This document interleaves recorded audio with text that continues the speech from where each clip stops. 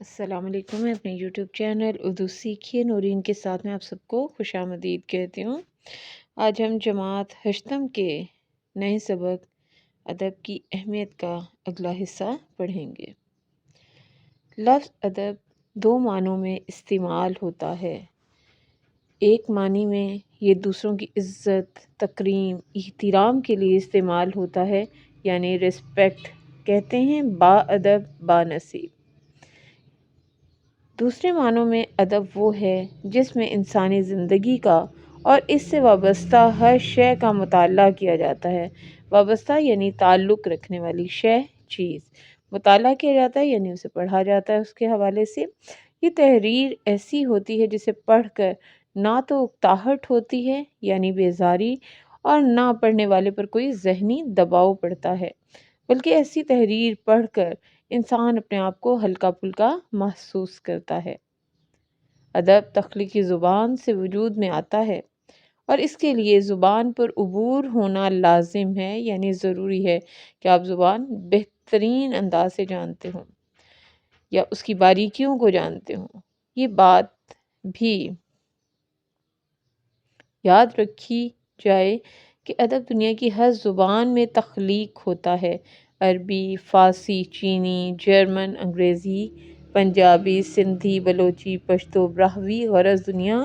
کی ہر زبان میں ادب موجود ہے۔ بیٹا یہ جتنی زبانیں ہیں، جیسے عربی عرب سے تعلق ہے، فارسی فارس سے، چینی چین سے، جرمن جرمنی سے، انگریزی پنجابی پنجاب سے، سندھی سندھ، بلوچی بلوچستان، اور اسی طرح یہ جو تعلق رکھنے والی زبانیں ہیں یہ ملکوں سے تعلق رکھتی ہیں، تو وہ لفظ جو صفت نہ ہو لیکن تعلق کی وجہ سے صفت بن جائے وہ صفت نسبتی کہلاتا ہے۔ ہر لکھی ہوئی یعنی تحریر کی ہوئی چیز کو متن کہا جاتا ہے، تاہم ہر لکھی ہوئی تحریر ادب نہیں کہلاتی۔ کچھ تحریریں ادبی ہوتی ہیں اور کچھ غیر ادبی۔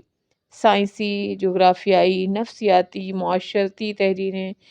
اخباری خبریں اور صحافتی کالم غیر ادبی تحریروں میں شمار ہوتے ہیں، یعنی شمار کیے جاتے ہیں، جبکہ ادبی تحریر وہ ہوتی ہے جس میں حقائق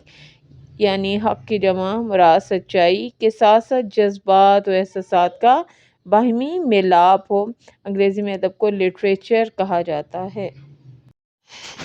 اس اقتباس میں مصنف کہتے ہیں کہ ادب نہایت ضروری اور اہمیت کا حامل ہے، اور ادب سے متعلقہ تمام چیزیں فائدہ مند ہیں، اور اس کے فرق کو سمجھنے کے لیے اس کے معنی جاننا ضروری ہیں۔ تو ادب دو معنوں میں استعمال ہوتا ہے۔ پہلا مطلب یہ ہے کہ دوسروں کی عزت و تکریم کے لیے استعمال ہوتا ہے، یعنی آپ جب کسی سے ملتے ہیں، چاہے وہ بڑے ہیں، چھوٹے ہیں، آپ کے کولیگز ہیں یا رشتہ دار جاننے والے ہیں، یا آپ مذہبی حوالے سے دیکھتے ہیں تو مذہب سے متعلقہ تمام چیزیں، تمام کتابیں، الہامی کتابیں ہیں یا کوئی بھی مقدس کتاب جو قابل احترام ہیں ان کا احترام کرنا چاہیے۔ تو جو لوگ عزت کرتے ہیں اور تو وہ ہمیشہ بانصیب ہوتے ہیں، کیونکہ کہا جاتا ہے با ادب با نصیب، یعنی جو انسان جتنا با ادب ہوگا، عزت و تکریم کا خیال رکھنے والا، احترام کرنے والا اور لوگوں سے دعائیں لینے والا ہوگا، وہی بانصیب بھی قرار دیا جاتا ہے، اسی کا مقدر روشن ہوتا ہے، اور وہ دنیا میں جس بھی مقابلے میں، جس بھی امتحان میں شریک ہوتا ہے اور جس سمت بھی چلتا ہے وہاں کامیابیاں اس کا مقدر بن جاتی ہیں، اور کبھی بھی ناکامی اس کے کا مقدر نہیں بنتی، کیونکہ وہ لوگوں کا احترام کرتا ہے، اور احترام کرنے والے باادب لوگ جو ہیں وہ ہمیشہ دعائیں لیتے ہیں۔ دوسرے معنوں میں ادب وہ ہے جس میں انسانی زندگی کا اور اس سے تعلق رکھنے والی ہر شے کا مطالعہ کیا جاتا ہے، چاہے وہ انسانی جذبات ہیں، احساسات ہیں یا سچائیاں ہیں، وہ تمام چیزیں جب صفحہ کرتاس پر بکھیر دی جاتی ہیں اور تحریر میں آ جاتی ہیں تو اکثر لوگ اسے پڑھتے ہیں اور پڑھ کر لطف اندوز ہوتے ہیں، اور ادب سے متعلقہ کوئی بھی نثر پارہ پڑھ لیں، شاعری پڑھ لیں، غزل یا قصیدہ پڑھیں، مسیحہ پڑھیں، یا کوئی کہانی، افسانہ، ناول اور ڈرامہ وغیرہ آپ دیکھ لیں، تو انہیں دیکھنے کے بعد آپ کو نہ تو اکتاہٹ اور بیزاری کا احساس ہوتا ہے اور نہ ہی پڑھنے والے پر کوئی ذہنی دباؤ ہوتا ہے، بلکہ ایسی تحریر پڑھ کر انسان اپنے آپ کو بے حد ہلکا پھلکا محسوس ہوتا ہے، اس کی ذہنی تھکان دور ہو جاتی ہے، اور مسلسل کام کرتے رہنے کے سبب سے جو وہ اکتاہٹ کا شکار ہو جاتا ہے، تو اپنی پسند کی کتابیں پڑھنے کے بعد اور یا کالم پڑھنے کے بعد، یا اگر وہ شاعری کا شوقین ہے تو مختلف نظمیں، غزل، قصیدہ یا مسیحہ، رباعی پڑھنے کے بعد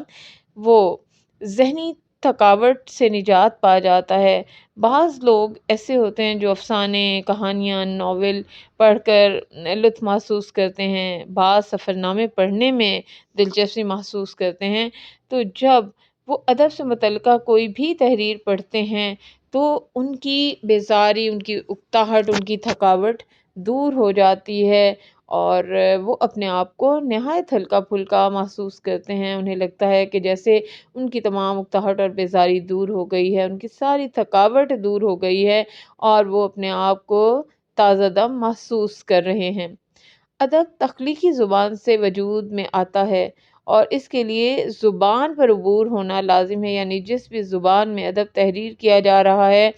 اس کی باریکیاں جاننا لازم ہے۔ اگر اس کی باریکیاں معلوم نہیں ہیں تو پھر آپ ادبی نثر پارہ تخلیق نہیں کر پائیں گے۔ تو جو بھی مصنف ہے یا شاعر ہے اس کے لیے زبان کی باریکیوں کو جاننا بے انتہا ضروری ہے، اور یہ بات بھی اسے یاد رکھنی چاہیے کہ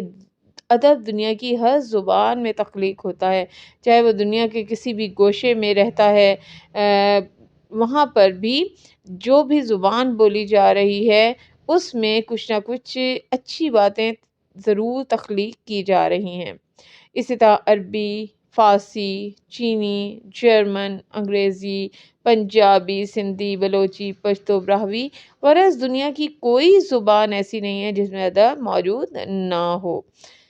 ہر لکھی ہوئی چیز کو متن یا ٹیکسٹ کہا جاتا ہے، اور تاہم ہر لکھی ہوئی تحریر یہ نہیں ہے کہ ہم اسے ادب شمار کرنے لگیں یا اسے ادب کا حصہ گرداننے لگیں، کیونکہ ادب کی بیسیکلی دو اقسام ہوتی ہیں، کچھ تحریریں ادبی ہوتی ہیں اور کچھ غیر ادبی۔ اب سائنسی، جغرافیائی، نفسیاتی، معاشرتی تحریریں، اخباری خبریں یا صحافتی کالم غیر ادبی تحریروں میں شمار ہوتے ہیں، یعنی سائنس پہ کوئی ریسرچ ہو رہی ہے، جغرافیہ کے حوالے سے کچھ معلومات دی جا رہی ہیں، نفسیاتی پہلو کو نمایاں کیا جا رہا ہے، یا نفسیات کا مطالعہ کیا جا رہا ہے، اس پر تحقیق کی جا رہی ہے، یا معاشرتی تحریریں ہیں، یا اخباروں میں تحریری خبریں یا جو مختلف کالم تحریر کیے جاتے ہیں کسی بھی اخبار میں، وہ ساری کی ساری غیر ادبی تحریریں کہلاتی ہیں۔ جبکہ ادبی تحریر وہ ہوتی ہے جس میں حقائق کے ساتھ ساتھ جذبات و احساسات کا باہمی ملاپ ہو، یعنی نہ صرف اس میں سچائیاں بیان کیے جائیں بلکہ کرداروں کے جذبات اور احساسات کو بھی واضح کیا جائے کہ کسی بھی انسان پر خوشی اور غمی اور مختلف قسم کی کیفیات میں کیا گزر رہی ہوتی ہے۔ تو ان تمام جذبات کا ملاپ جو ہے وہ ادبی تحریروں میں ہوتا ہے، اور انگریزی میں ادب کو لٹریچر کہا جاتا ہے۔ امید کرتی ہوں میری چھوٹی سی کاوش آپ سب کو پسند آئی ہوگی، اور اس طرح پڑھا کر ہم اپنے طلباء و طالبات کے لیے آسانیاں فراہم کر سکتے ہیں اور انہیں سبق کے اہم نکات بآسانی یاد کروا سکتے ہیں۔